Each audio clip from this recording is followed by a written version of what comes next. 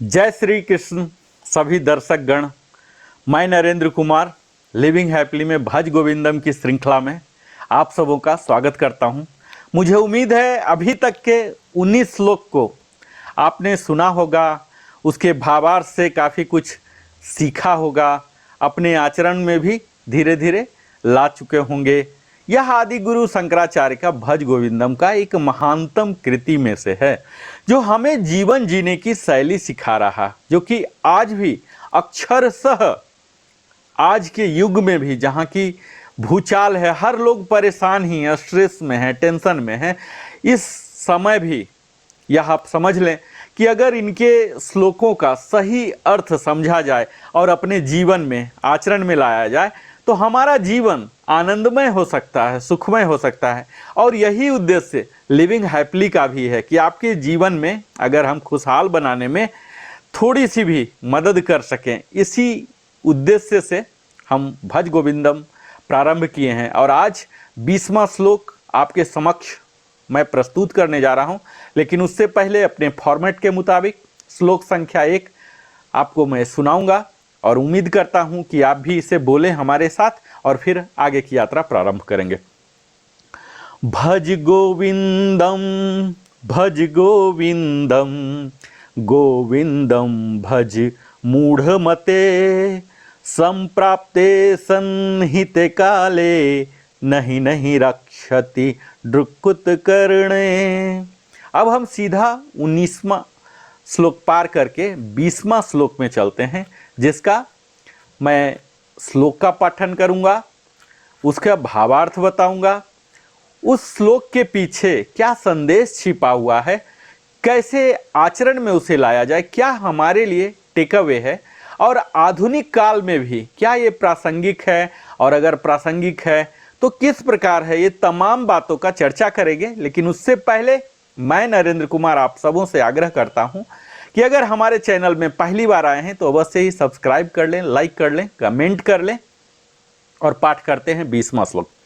भगवत गीता किंजित धीता, गंगा जल लव कणिका पीता, सकृदपि येन मुरारी समचर्चा, क्रियते तस्य यमेन च चर्चा। इसका भावार्थ है कि जिन्होंने भगवत गीता का थोड़ा सा भी अध्ययन किया था, भक्ति रूपी गंगा जल कण भी पिया है, भगवान श्री कृष्ण की एक बार भी समुचित प्रकार से पूजा की है, यम के द्वारा उसकी चर्चा की है, तो उनकी चर्चा नहीं की जाती है यम के द्वारा, यानी कि जो श्री कृष्ण का एक बार भी पूजा कर लिए हैं तो यम का जो लिस्ट है हमें ऊपर जाने का, उस सूची में सूचीबद्ध आप नहीं हैं, ऐसा कहा जा रहा। यहाँ भगवान श्री कृष्ण की महिमा बताई जा रही है।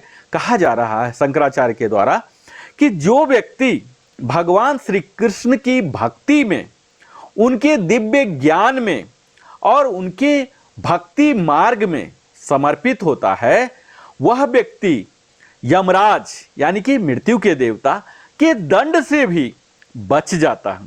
इसका अर्थ यहाँ यह हुआ कि जो लोग भगवान श्री कृष्ण के सच्चे भक्त होते हैं, उनके जीवन में सच्चे प्रेम और भक्ति की भावना होती है, जिसका उनके अंत यानी कि मृत्यु भी शुभ होता है। ऐसा नहीं कि मृत्यु नहीं होगा, ये तो खैर कभी हो नहीं सकता, क्योंकि जिनका भी जन्म हुआ है उनका मृत्यु तो निश्चित है और उसी दिन तय भी हो जाता है, लेकिन उनका जो अंत होगा, मृत्यु होगा, वो बड़ा शुभ होगा और उन्हें संसार के दुखों से मुक्ति मिलती है।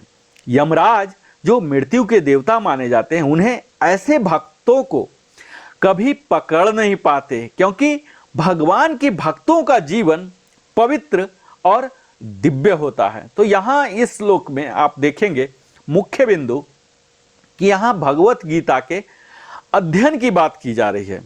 भगवत गीता क्या है? तो भगवान श्री कृष्ण का दिव्य संवाद है, जो अर्जुन से वो सुना रहे हैं, समझा रहे हैं। पूरा 18 अध्याय में, जिसमें जीवन के जो उच्चतम सत्य हैं, धर्म हैं, कर्म हैं और भक्ति के मार्ग को यहाँ समझाया गया है। अर्जुन के माध्यम से हम सभी को सुनाया है। जो व्यक्ति गीता का पाठ करता है, उसके संदेशों को समझता है, वह आत्मा के असली उद्देश्य को जानता है।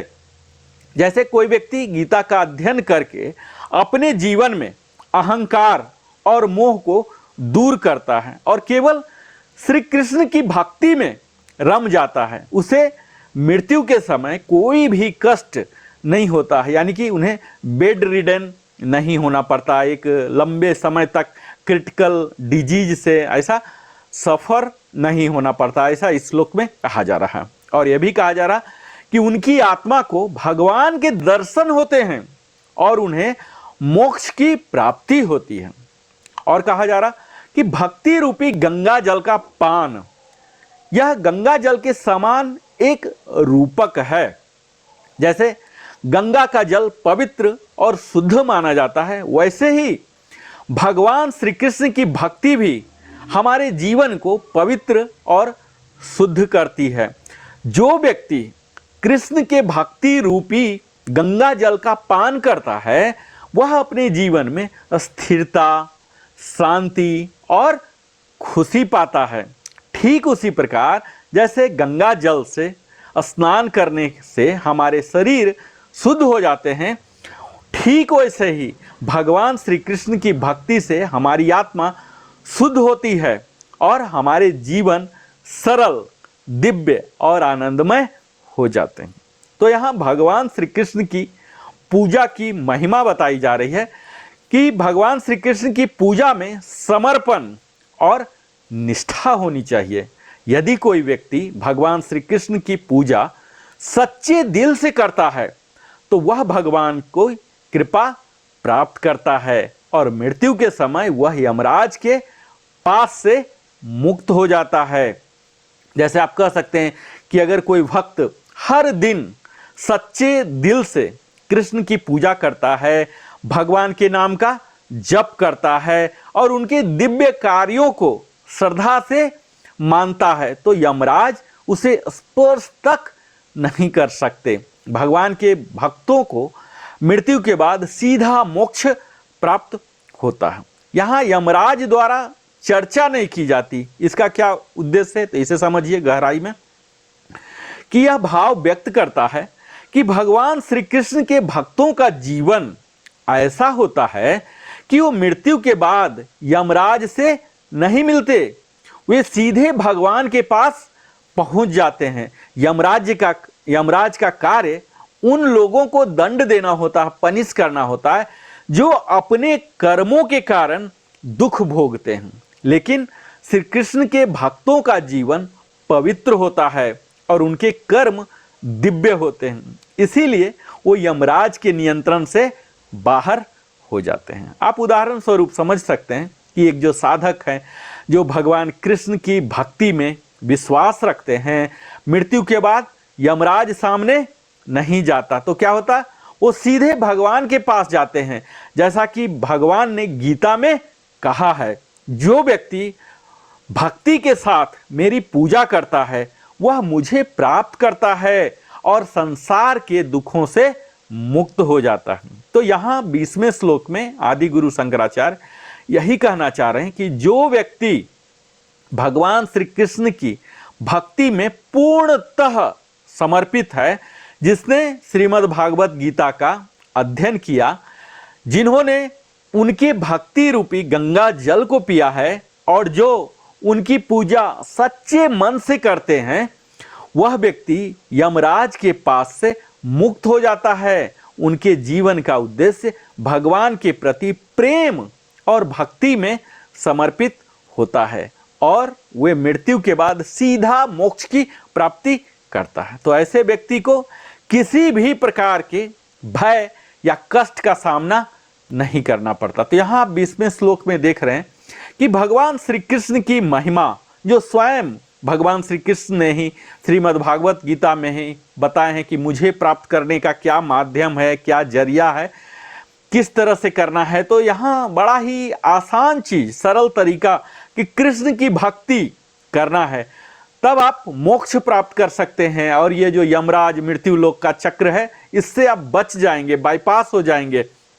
और मृत्यु तो खैर होना ही है, मृत्यु भी आपकी बड़े ही आनंददायक, यानी कि रोग से, वहां पीड़ा, घुट घुट के मरना जिसे बोलते हैं, ये सब से आप वंचित हो सकते हैं। तो कष्ट का सामना आपको जीवन में नहीं करना पड़ेगा। यही भज गोविंदम के 20वें श्लोक में आदि गुरु कहना चाह रहे हैं।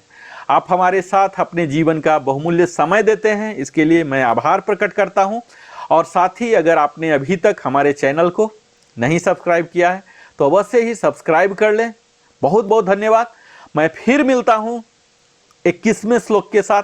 तब तक जय श्री कृष्ण, जय हिंद।